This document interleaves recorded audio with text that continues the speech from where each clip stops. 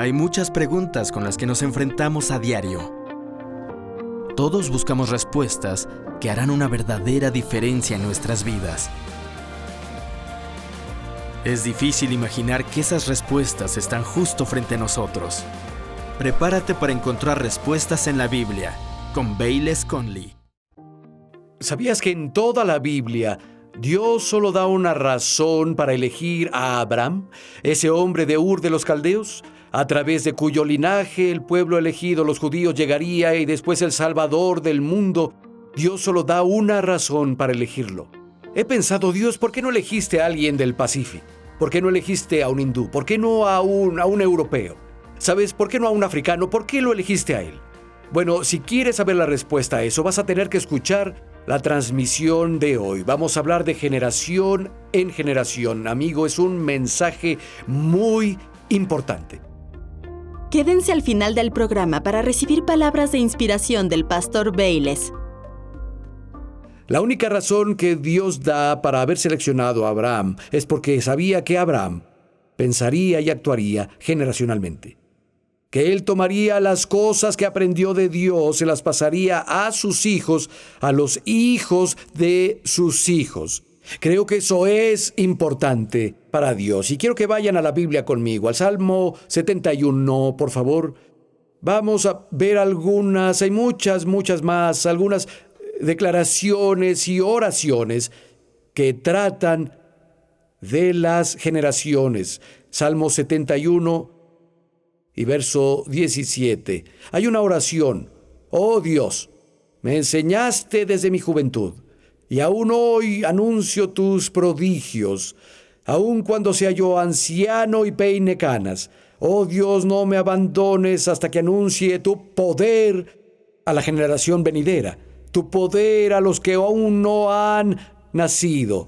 ¡Qué oración tan emotiva! Dios, no dejes que abandone este planeta antes de descargar todo lo que tengo, el poder que he aprendido de ti, que lo pase a las siguientes generaciones. Dios, esa fue su oración. No me dejes morir hasta que deje un legado de lo que he aprendido y experimentado de ti, oh Dios. Vayan conmigo al Salmo 78, por favor. Salmo 78 y verso 4. Hablando sobre las palabras de Dios, no las esconderemos de sus hijos. Hablaremos a las generaciones venideras del poder del Señor, de sus proezas y de las maravillas que ha realizado. Y promulgó un decreto para Jacob, dictó una ley para Israel, ordenó a nuestros antepasados enseñarlos a sus hijos, para que las generaciones venideras los conocieran, y los hijos que habrían de nacer, que a su vez los enseñarían a sus hijos. Así ellos pondrían su confianza en Dios y no se olvidarían de sus proezas. No sé si lo notaron o no, pero esto no era una sugerencia. Dijo que Dios ordenó a su pueblo hacer eso. Que tomaron lo que aprendieron y lo transmitieran a la siguiente generación y a la siguiente generación después, que habría de nacer. Vean el siguiente salmo conmigo, por favor, Salmo 79 y verso 13. Salmo 79 y 13. Y nosotros, tu pueblo, y ovejas de tu prado, te alabaremos por siempre, cantaremos tus alabanzas todas las generaciones. La NBI dice de generación en generación. ¿Saben? El capítulo favorito de todo predicador, o de casi todos, es Hebreos 11. Hay como 1 millón de sermones que puedes predicar de Hebreos 11, y yo he predicado más sermones de los que tengo memoria. No sé, directamente de ese capítulo, refiriéndose a algunos de los héroes y heroínas de la fe en ese capítulo, y por todas las, tal vez 1000 veces que lo he leído, y muchas veces son predicadas de ahí. Y no me había dado cuenta hasta hace algunos años que Dios de hecho puso toda esta lista de héroes y heroínas de la fe, personas que hicieron proezas para Dios por fe, que Dios las puso secuencial y generacionalmente. Si lo leen descubrirán que es cierto, y algunos de ellos, incluso grupos de ellos, estuvieron juntos en un periodo de tiempo, como el tiempo de los jueces, pero él habla sobre Abel y luego Enoc y luego Abraham y Sara, José, Moisés, Rahab, Gedeón, Barak, Sansón, etc. Y hay un objetivo para que Dios hiciera eso. Porque después de que terminó de hablar sobre ellos, esto pasa en Hebreos 12, verso 1, donde dice: por tanto nosotros, que estamos rodeados por una multitud tan grande de testigos, despojémonos del lastre que nos estorba, en especial del pecado que nos asedia, y corramos con perseverancia la carrera que tenemos por delante. De hecho, nos incluye y nos une a ese desplegado secuencial y generacional de personas de fe. Y luego toma una ilustración de los antiguos Juegos Olímpicos y habla sobre esas personas que han pasado y están sentadas en las gradas y por alguna razón están interesados en nuestra carrera y en cómo corremos. De hecho, la frase ahí, hay una gran nube de testigos, hace alusión a los antiguos Juegos Olímpicos. Hoy, si se sientan encima de las gradas, se llama la sección de hemorragia nasal. En la antigua Grecia, en el mundo antiguo, si estaba sentado hasta arriba, se llamaba estar sentado en las nubes. Y la imagen que está pintando, la gran nube de testigos, literalmente está arriba de las gradas más altas. Están viendo, conteniendo el aliento, mientras corremos nuestra carrera. ¿Por qué están tan interesados? Porque entramos a la misma carrera. Es una carrera de relevos. Una generación pasa la estafeta a la siguiente generación, a la siguiente generación, a la siguiente generación, a la siguiente generación. Y ahora ellos están observando nuestra carrera, pues la estafeta fue puesta en nuestras manos. Jesús lo dijo así: otros han trabajado y ustedes entraron en su labor. Es de hecho la misma carrera. Ahora, sé que cuando hablas sobre pasar la estafeta, algunas personas se ponen nerviosas y no les gusta porque su mente dice: oye, ahora estás diciendo que nosotros aguantamos lo duro del día. Hemos orado todo esto, hemos pagado por ello, ¿y ahora debemos hacernos a un lado y dárselo a los jóvenes? No lo creo. Escucha, no es la idea en absoluto. Si puedes imaginar en tu mente a los corredores, uno está corriendo con la estafeta, se adelanta y se estira, se inclina hacia adelante, y el otro de hecho está corriendo junto y se estira hacia atrás para tomar la estafeta. Y ambos corren sincronizados uno con el otro, asegurándose de que tengan una buena entrega. Si puedes recrear eso en tu mente, esa entrega de la estafeta, amigo, eso no pasa en un día, no pasa en una semana. Se necesita una vida. No es hacerse a un lado a la inactividad y la oscuridad. Se trata de trabajar juntos. Saben, incluso Malaquías, en el último verso del último libro en el Antiguo Testamento, seguro lo conocen, se trata de Juan el Bautista preparando el camino para el ministerio de Cristo, y dice: volveré los corazones de los padres a los hijos y volveré los corazones de los hijos a los padres. De hecho, una mejor traducción es: volveré los corazones de los padres con los hijos y volveré los corazones de los hijos con los padres. No es una idea de los padres viendo a los hijos y los hijos viendo a los padres, es ambos, sus corazones se volverán hacia el Señor. Ambos estarán viendo al Señor y sirviendo al Señor juntos. Son generaciones trabajando juntas. En el libro de Hechos, en el capítulo 2, el día de Pentecostés, Pedro predicó a Joel. Él predicó un sermón, pero citó la profecía de Joel. En los últimos días, dice Dios, derramaré mi espíritu sobre toda carne, y sus hijos y sus hijas profetizarán. Los jóvenes verán visiones y los ancianos soñarán sueños. 3 generaciones van a recibir el poder del Espíritu Santo juntas.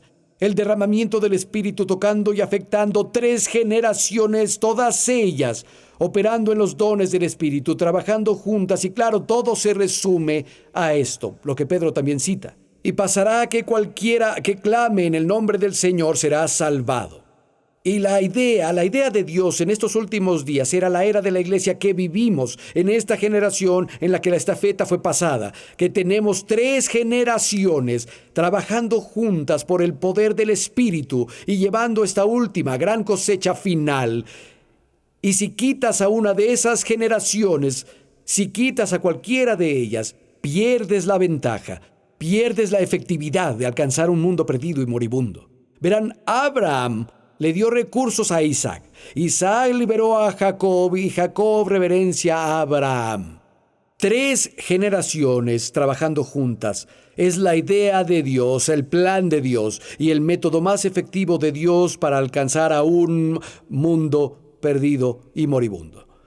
Ahora quiero ver algunos ejemplos escriturales donde la estafeta se cayó entre las generaciones, donde no se realizó con éxito el intercambio. Y vamos a ver los resultados de eso. Y luego vamos a ver uno donde la entrega se hizo de forma exitosa. Quiero que comiencen conmigo, si no les importa, vayan a su Biblia, por favor, al libro de Jueces, capítulo 2, y vamos a ver uno de los grandes héroes de la fe de la Biblia, Josué. Aquí en Jueces, capítulo 2, y empezaré en el verso 7. Dice: el pueblo sirvió al Señor mientras vivieron Josué y los ancianos que le sobrevivieron, los cuales habían visto todas las grandes obras que el Señor había hecho por Israel. Josué, hijo de Nun, siervo del Señor, murió a la edad de 110 años, y lo sepultaron en la tierra de su heredad, en Timnat Jerez, en la región montañosa de Efraín, al norte del monte de Gaas. Cuando toda aquella generación se reunió con sus padres, y surgió otra generación después de ellos que no conocía al Señor, ni sabía lo que Él había hecho por Israel. Esos israelitas hicieron lo que ofende al Señor y adoraron a Baal. Abandonaron al Señor, Dios de sus padres, que los había sacado de Egipto, y siguieron a otros dioses, dioses de los pueblos que los rodeaban, y los adoraron, provocando así la ira del Señor. Toda una generación se perdió. Toda una generación, así de rápido. Ellos tenían, esta generación había salido de la tierra de Egipto. Ellos vieron las señales y las maravillas, experimentaron los milagros. Y luego una generación se levantó después de ellos, que completamente se alejó de Dios y se entregó a la idolatría y al paganismo y a las prácticas de la tierra a su alrededor. Y creo que la clave, en este verso 7, donde comenzamos, habla sobre Josué y todos los ancianos que vivían en el tiempo de Josué, los que habían visto las obras del Señor, sirvieron a Dios, pero luego la otra generación vino y no sabía y no había experimentado las obras del Señor. La diferencia fue que una generación había experimentado el poder de Dios y de alguna forma Josué y los ancianos, aquellos que vivían con él, fallaron al pasar la estafeta. Mi punto es este. ¿Saben? La gran tecnología y la música de punta es impresionante, a los jóvenes les encanta, pero no es suficiente para que se queden. Deben ser presentados al poder de Dios. Deben conocer de primera mano a un hacedor de milagros, un Cristo resucitado. No es suficiente solo tener reuniones geniales, con música genial y las cosas que les gustan y donde encajan culturalmente. Todo eso es genial y debemos pensar en eso. Pero amigos, solo el poder de Dios a la antigua, donde te pones de rodillas a orar por su poder. Eso es lo que las generaciones jóvenes necesitan experimentar. Mi propia salvación fue en medio de una tormenta de sanidad divina y hechos sobrenaturales de Dios. Es una de las cosas que me marcó y me hizo ser quien soy. Creo que Harrison estuvo aquí hablando de que su madre le cantaba cuán grande es Él cuando era pequeño. Nuestra hija Rebeca era mucho más joven y dijo: ¿sabes, mamá, un día yo voy a ir a un viaje misionero de World Race? Voy a vivir mochila al hombro en una tienda que voy a llevar a mi espalda. Me iré por un año. Y no llevaré un celular. Y lo hizo. Si le enseñas a tus hijos a amar a Dios y a amar al mundo, es mejor que tengas cuidado porque van a querer salir a cambiarlo. Y ella se fue y por el siguiente año vivió en 11 países diferentes. En algunos lugares que nuestro gobierno, nuestras embajadas decían: oigan, no vayan ahí, pero fueron ahí a compartir el evangelio.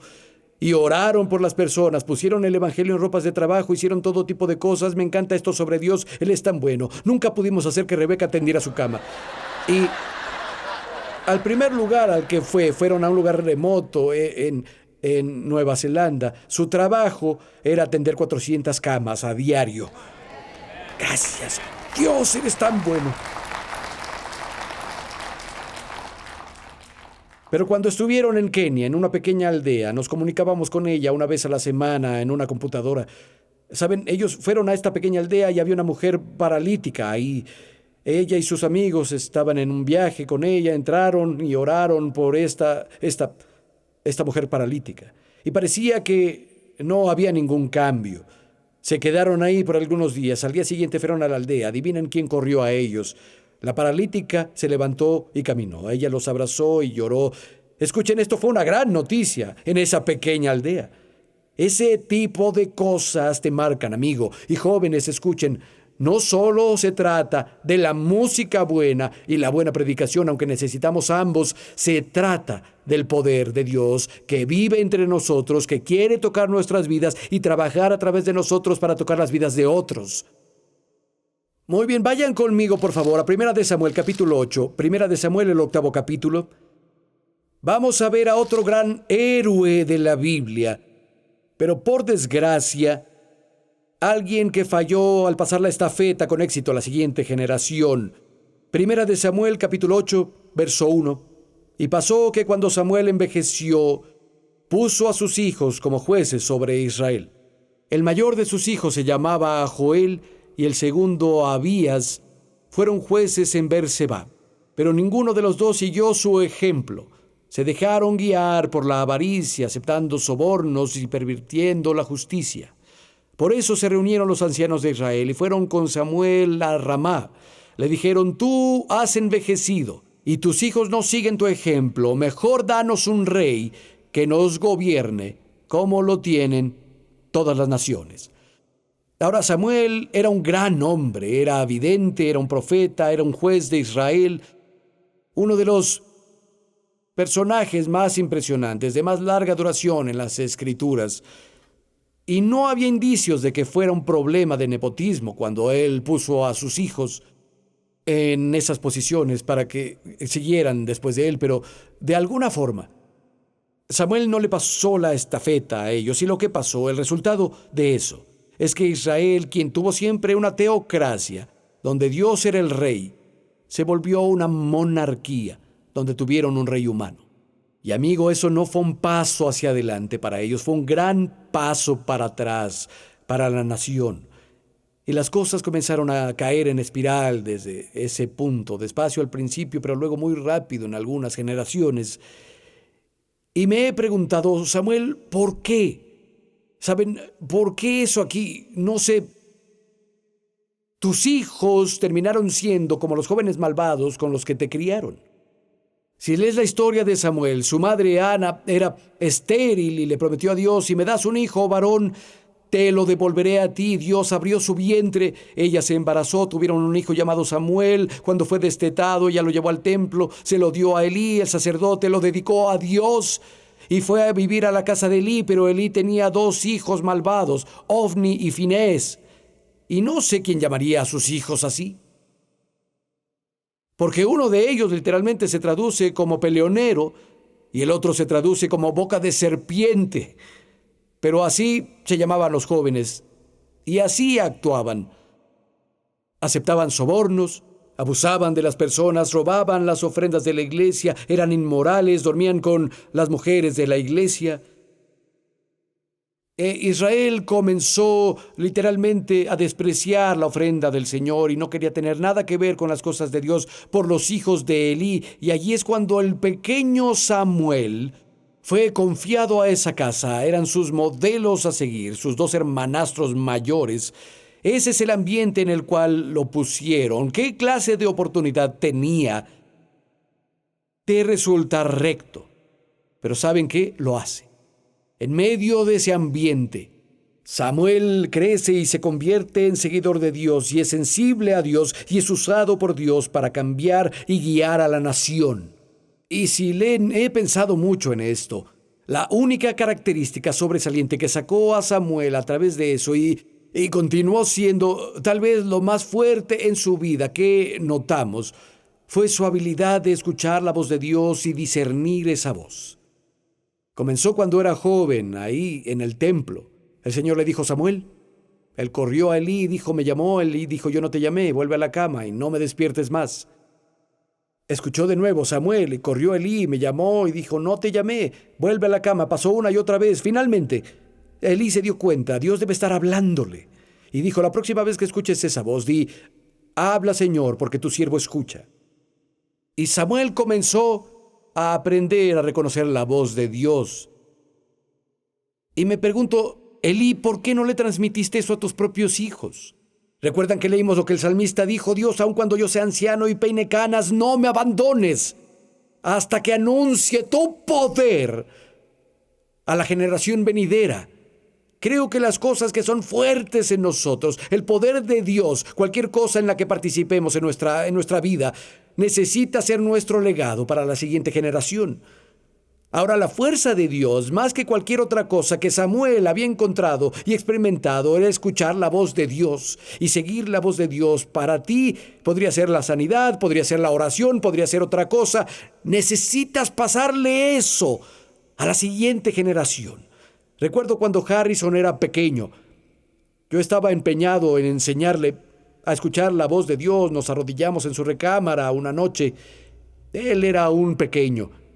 Y dije: bueno, hijo, vamos a orar por tu madre, por tu maestra, por tu hermano, tu hermana.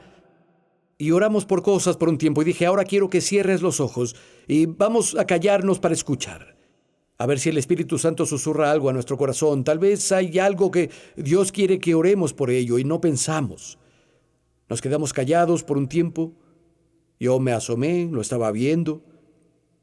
Y le dije: hijo, ¿tienes el sentimiento de que el Espíritu Santo te está hablando? Él dijo: sí, papá, así es. Siento que dijo que deberíamos orar por las ardillas. Dije: ¿disculpa?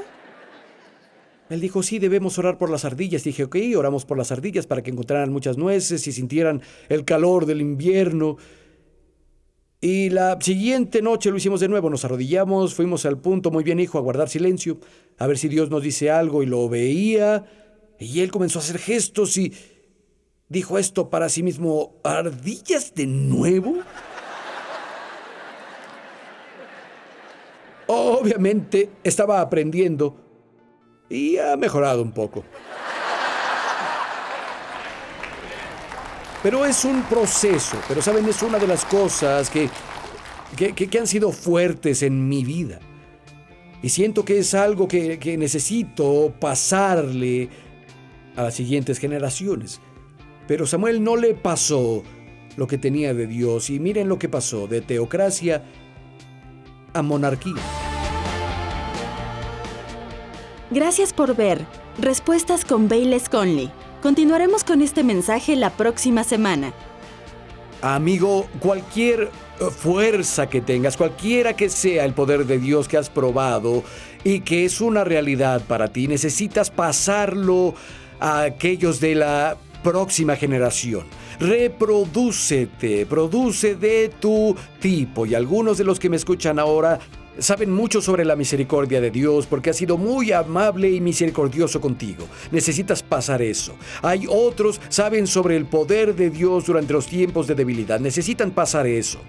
Reprodúcete en alguien más y hazlo conscientemente. Sé que algo de ello pasa inconscientemente, pero cuando lo hacemos conscientes, somos mucho más efectivos. Ahora solo quiero decirte que no pierdas la transmisión de la próxima semana. Es la parte 2 de Construyendo un Futuro y es muy importante. Es como un fuego que recorre mis huesos. Hasta luego. Y ahora, un mensaje inspiracional del pastor Bayless Conley. Sabes, como pastor me doy cuenta que me rodean personas que me aman y que tal vez darían su vida por mí. Tengo una maravillosa familia, tengo muchos amigos. El Señor no me dejará ni me olvidará. Tengo muchas bendiciones que necesito tomarme el tiempo de contar. Al revisar esas cosas ha sido importante acentuar las cosas buenas y agradecer a Dios por las cosas buenas. Hablar sobre las cosas buenas en lugar de concentrarme en las pocas cosas malas. Y saben, cuando se trata de los retos con el dinero. Cualquiera que ha pastoreado una iglesia, cualquiera que conozco ha pasado por retos. Sabemos que hemos enfrentado tiempos de gran necesidad donde tuvimos que confiar en Dios. No fue cuestión de lujo y tener excesos, sino que confiamos en Dios mes a mes, pero siempre ha sido fiel. Y la cosa es, sabes que el Señor dijo: edificaré mi iglesia. Y necesitamos siempre recordar eso. Si Él no la edifica, no la queremos. Y la Biblia dice: los que creímos entramos en su reposo. Y aunque hubo ciertos tiempos de tormenta donde pasamos la mayoría de la noche orando, también hubo un descanso sobrecogedor que viene al corazón cuando sabes que Dios se encargará de la obra que nos llamó a hacer. Una persona dijo: si Dios invita, Él paga. Hay mucha verdad en eso. Así que, ¿saben? Si Él no ha sido el aire en tus velas, necesitas buscarlo a Él. Es la razón por la que atravesamos las dificultades financieras y las otras cosas, porque Él ha sido el viento en nuestras velas. Ahora, el reto más grande que he enfrentado desde que soy pastor fue el reto más grande, es el reto más grande, y presiento que va a continuar siendo el reto más grande en mi ministerio, y me refiero a mí. Saben, seguir fresco yo mismo, tener el corazón recto ante Dios. ¿Sabes por qué es fácil si no presionas caer en la rutina de hacer todas las cosas espirituales y ya no tener fuego? ¿Sabes? Jesús habló a una de las iglesias en el libro de Apocalipsis: tengo algo contra ti, has hecho todas las cosas correctas, pero has dejado tu primer amor. Y dijo: por eso recuerda y arrepiéntete y haz las primeras obras. Así que pienso, tal vez hay una palabra para todos. Necesitamos enamorarnos de Jesús de nuevo y mantenernos puros y humildes y mantener nuestro camino con el simple. Eso ha sido un reto para mí y hago lo mejor que puedo cada día para mantener mi relación con Jesucristo real y fresca y honesta. Él ha estado ayudándome y Él te ayudará.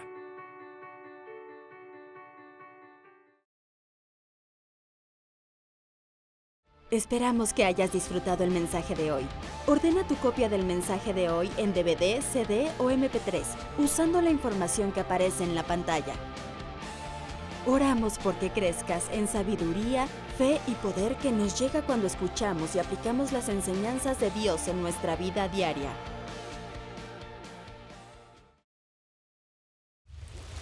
La lluvia no se detiene.